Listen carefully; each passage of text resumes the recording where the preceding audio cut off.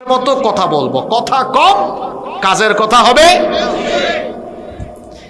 দেখেন একজন মানুষ একটা ভালো কাজের নিয়ত করলেই পায় 1 নেকি, আবার করলে পায় 10 থেকে 700। সুবহানাল্লাহ। অন্যদিকে গুনার কাজের নিয়ত করলেই তার জন্য পাপ লেখা হয় না।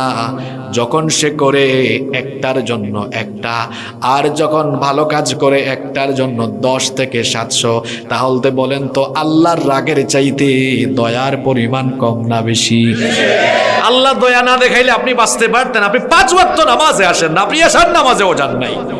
আল্লাহ যে আপনাকে বাঁচায় রেখেছেন এটাই তো বেশি। আপনার ঘরে একজন চাকর, সে চাকরি করে না, দায়িত্ব পালন করে না, বেতন দিতে গেলে তো আপনি বলবেন তোরে বেতন দিব না, তুই ডিউটি ঠিক মতো করিস নাই। আর আপনি 5 ওয়াক্ত নামাজই আদায় করেন না, তাও আল্লাহ আপনাকে খাওয়াচ্ছেন। সবকিছু বাদ দেন, এই যে নিঃশ্বাসটা গ্রহণ করলেন, অক্সিজেন নিলেন, অক্সিজেন পৃথিবীর কোন নেতা দেয়? কেউ দেয়? অক্সিজেন দিচ্ছে কে? বর্তমান বিজ্ঞান বলছে একজন সুস্থ মানুষ প্রত্যেক দিন 500 থেকে 600 লিটার অক্সিজেন গ্রহণ করে। সুবহানাল্লাহ বাড়িতে গিয়া বলিয়েন। পয়সা তো জানে না 500 লিটার 600 লিটার অক্সিজেনের দাম কত। ওই যে করোনা গেল 3-4 বছর, 2-3 বছর করোনা যখন ছিল, মানুষ বুঝেছে অক্সিজেনের সিলিন্ডার এটা কতটা প্রয়োজন। 500 থেকে 600 লিটার অক্সিজেনের বাজার মূল্য হচ্ছে 5 থেকে 6 লক্ষ টাকা। আমি যদি 5 লক্ষ টাকাও ধরি, তাহলে আপনি প্রত্যেক দিন 5 লক্ষ টাকার অক্সিজেন গ্রহণ করেন, পয়সা দিয়া না ফ্রি? একদিনে 5 লাখ, তাহলে মাসে হয় কত? 150 লক্ষ, 1.5 কোটি টাকা। বছরে হয় 18 কোটি টাকা। যার বয়স যত বছর ক্যালকুলেটরে আপনি গুণ করে দেখেন, জন্মের পর থেকে আজ পর্যন্ত মিলিয়ন বিলিয়ন ট্রিলিয়ন ডলারের অক্সিজেন গ্রহণ করেছেন। এটা দয়া করে দিচ্ছেন কি? আলহামদুলিল্লাহ পড়বেন না? আল্লাহর রাগের চেয়ে, গুসার চেয়ে আল্লাহর দয়ার পরিমাণ অনেক বেশি। রহমতকে আল্লাহ 100 টুকরা করেছেন। এই 100 টুকরা রহমত, দয়াকে ভাগ করে দিয়ে আল্লাহ তাআলা দুনিয়ার মানুষ, পশু পাখি, জীবজন্তু সবাইকে আল্লাহ মাত্র 1 টুকরা রহমত দিয়েছেন।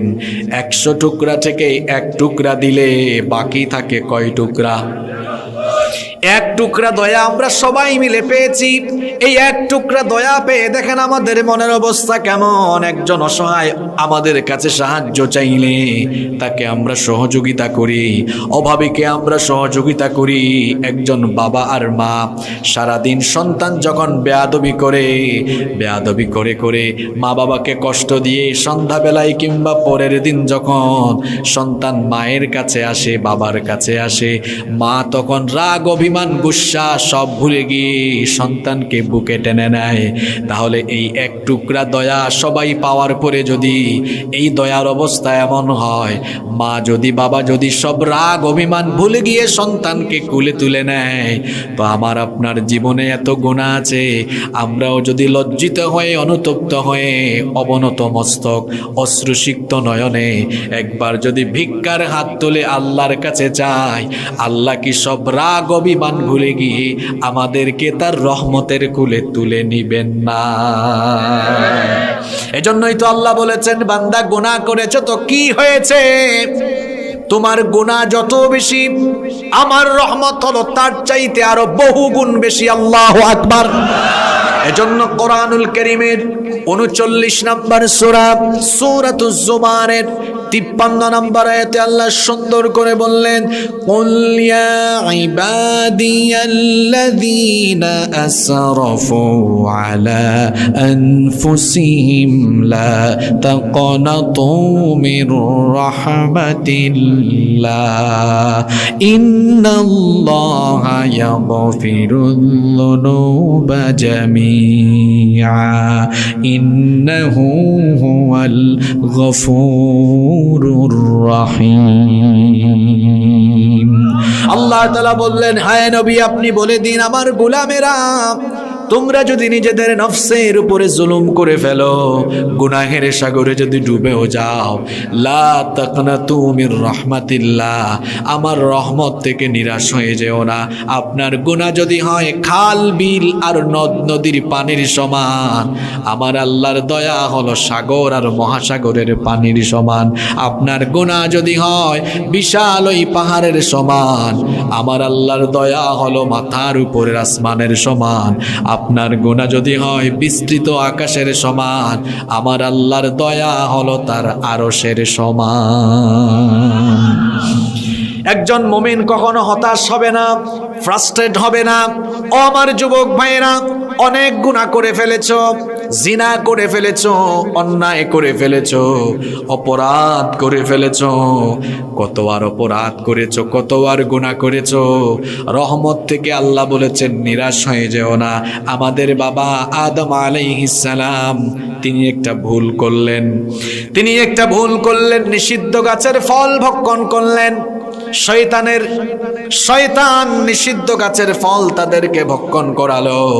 এই অপরাধে আমাদের বাবা আর আমাদের মা সাইয়্যিদিনা আদম আলাইহিস সালাম আর সাইয়্যিদাতুনা হাওয়া আলাইহাস সালামকে আল্লাহ জান্নাত থেকে বের করে দুনিয়ায় পাঠায়া দিলেন।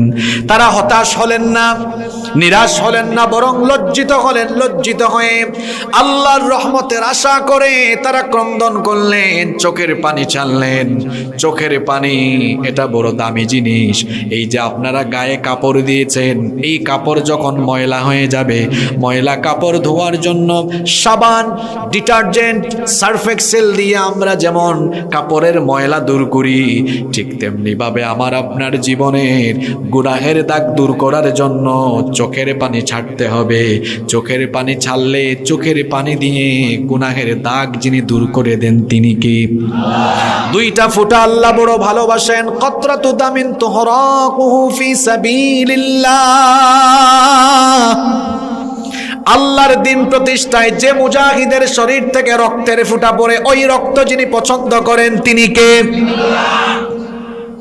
আর আরেকটা ফোঁটা হলো কতরাত